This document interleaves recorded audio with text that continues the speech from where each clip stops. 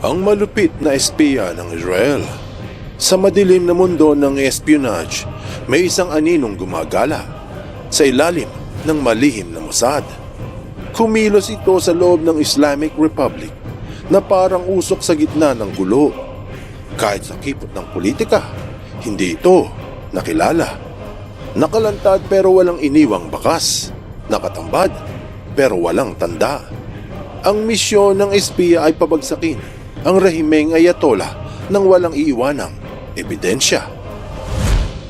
Siguradong magugulat ka sa malalaman mo na may isang espiya ang Israel na hindi madakip-dakip. Hindi siya isang militar, hindi rin special forces. Gamit ay ganda ng itsura at lambing ng mga mata. Binansagang Black Lady ng Mossad. Mayroong mga naniniwala at marami din namang naghihinala. Ang tanong, totoo ba?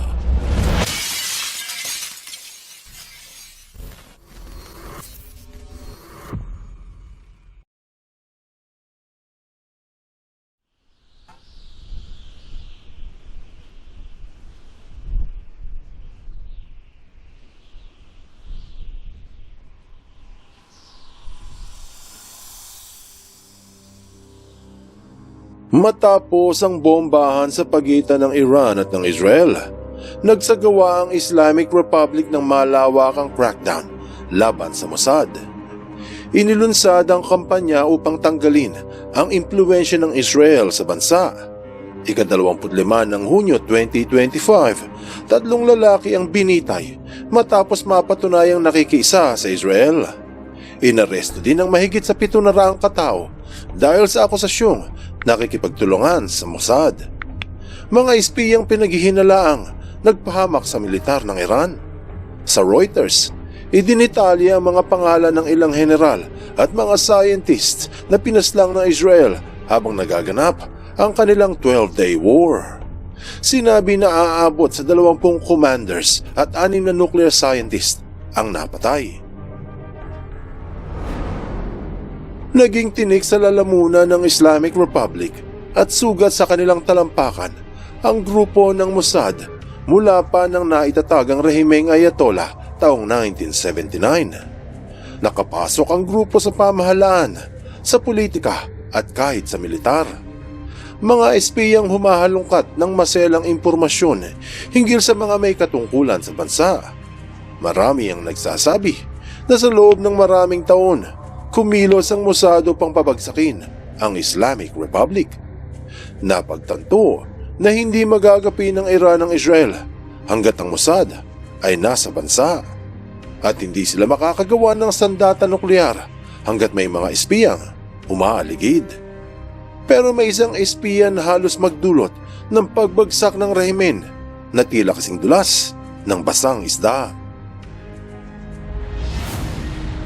Matapos ang pagbomba ng Estados Unidos sa 3 nuclear facilities ng Iran, lumabas ang ulat hinggil sa isang matinik na espiyang tumulong sa Israel.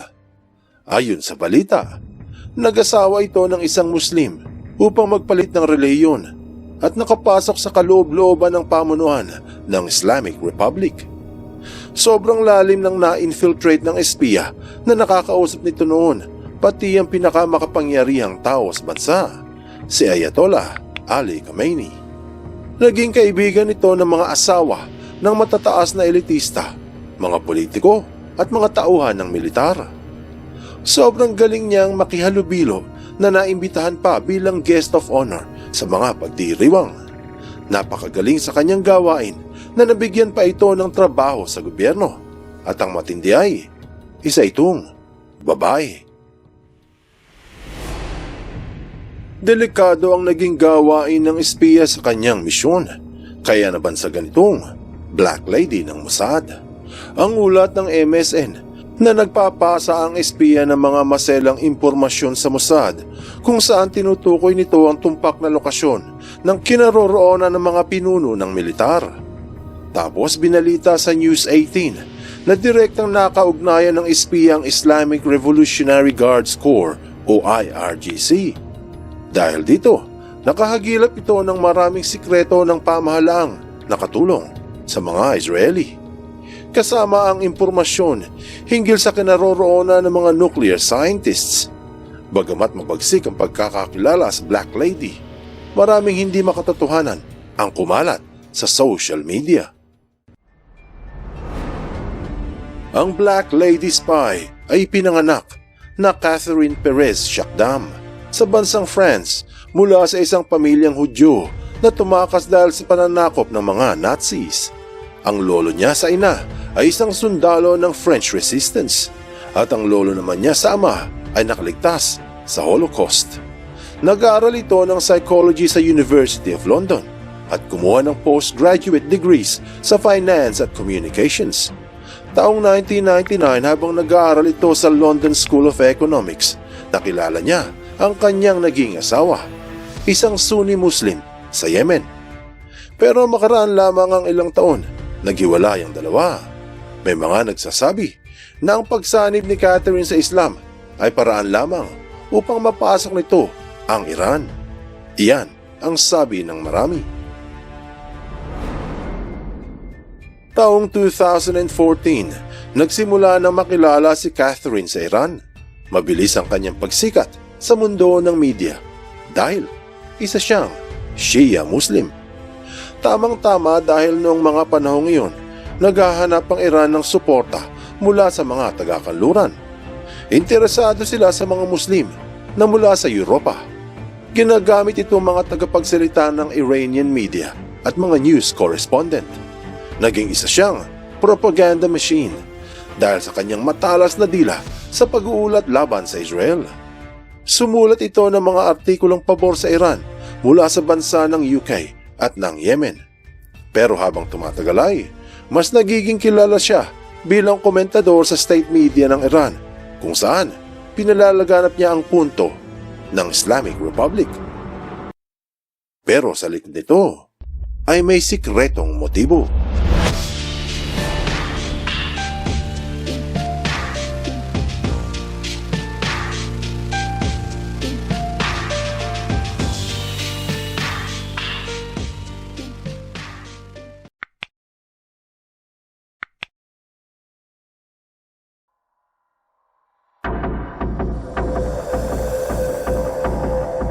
Halos araw-araw mapapanood sa TV si Shakdam. Nagsusulat siya para sa mga media ng Iran at nakakilala ng maraming makapangyarihan at maimpluwensyang tao. Noong taong 2014, sumulat siya ng isang kontrobersyal na artikulo laban sa Israel na may pamagat na Zionists are planning to annihilate Islam o balak ng mga Zionist na burahin ang Islam. Sa artikulong ito, kinutya niya ang mga relihiyosong Israeli na umaakyat para magdasal sa Temple Mount at tinawag niya itong mga asong ulol.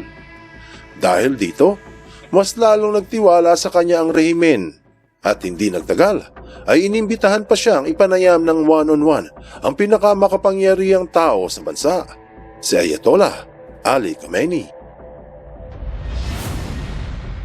Matapos ang lockdowns noong COVID-19, buwan ng Nobyembre taong 2021, sa ikinagulat ng marami, lumabas ang isang sinulat ni Shakdam, hindi sa Iran TV o hindi sa Iran media o ano pang talakayan ng Islamic Republic, kung hindi sa Times of Israel, pahayagan ng mga Israeli. Nagpost siya ng blog kung saan inamin ito na isa siyang Hudyo. At doon sa artikulo sinabi niya ang pagkadismaya niya sa ideolohiyang Islam. Marami ang nagulat sa isiniwalat, lalo na sa Iran.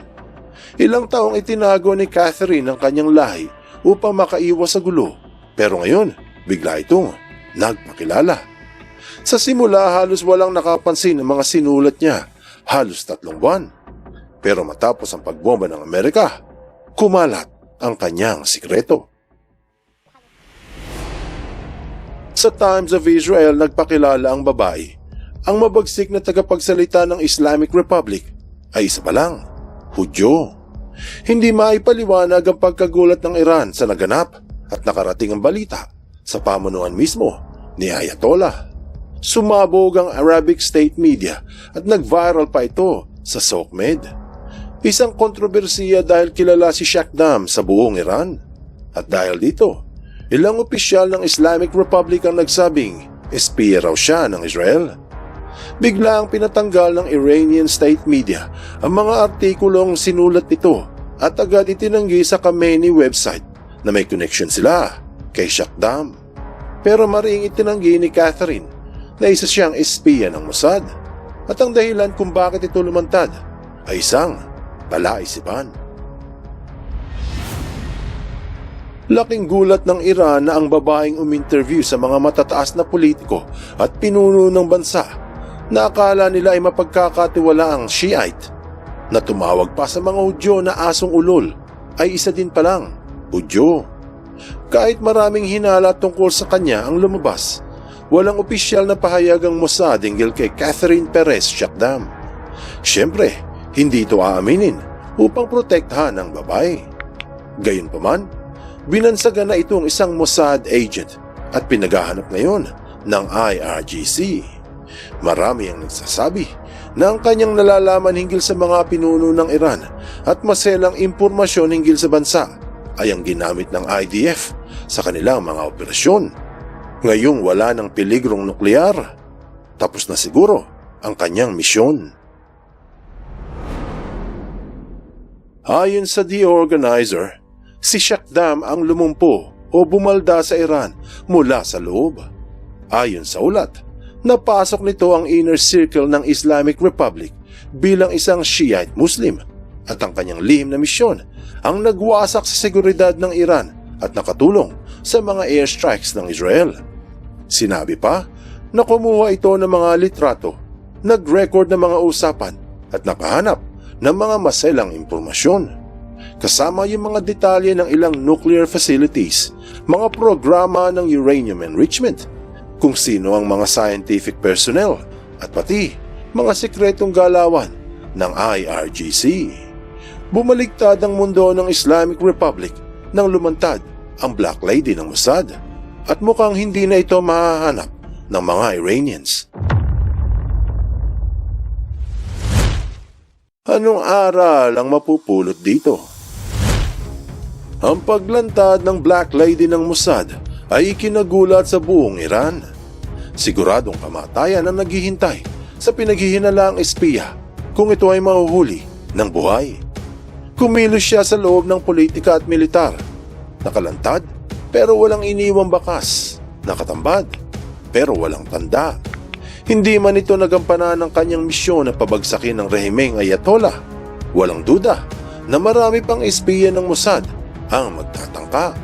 Hindi batang sabi, when you fall 1,000 times, rise up 1,000 more.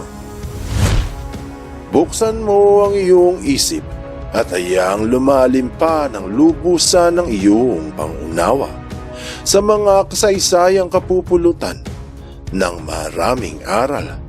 Tandaan, katotohanan ng susi sa tunay na kalayaan.